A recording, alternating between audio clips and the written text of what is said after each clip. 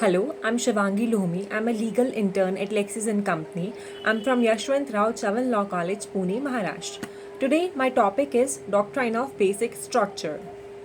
The doctrine of basic structure is nothing but a judicial innovation to ensure that the power of amendment is not misused by Parliament. The idea is that the basic features of the Constitution of India should not be altered to an extent that the identity of the Constitution is lost in the process. Indian Constitution upholds certain principles which are the governing rules of for the Parliament. Any amendment cannot change these principles, and this is what the doctrine of basic structure upholds. Doctrine as we have today was not present always, but over the years it has been propounded and upheld by the judicial officers of the country.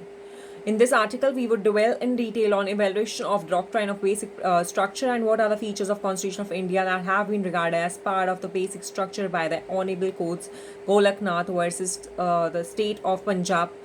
In this case, three writ petitions were clubbed together. The first one was by children of Golaknath against the inclusion of the Punjab Security of Land Tenures Act 1953 in ninth schedule.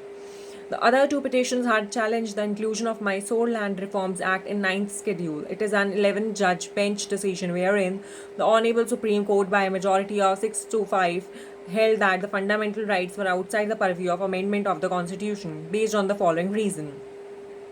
Power of Parliament to amend the Constitution does not subside in Article 368, but it is derived by Article 245 read with entry 97 of List 1 of Constitution. It was very clear stated that the Article 368 only provided for the procedure of amendment and nothing more.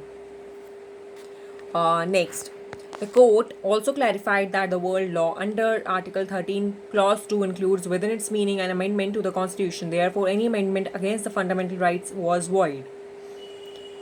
The Honorable Supreme Court, however, held that the 24th Amendment was valid as it only states that was present before implicity. It does not enlarge the powers of Parliament. Article 368 always included the power and procedure to amend the Constitution. The judges did not provide what constitutes the basic structure but provided an illustrative list of what may constitute the basic structure.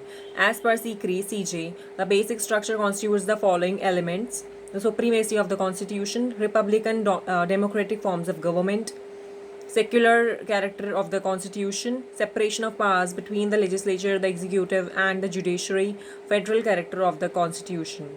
This video doesn't solicit any types of promotions or advertisements as per the guidelines of Bar Council of India, and the sole purpose of this video is for educational purposes only. Please like, share and comment on my video and do subscribe this channel. Thank you so much.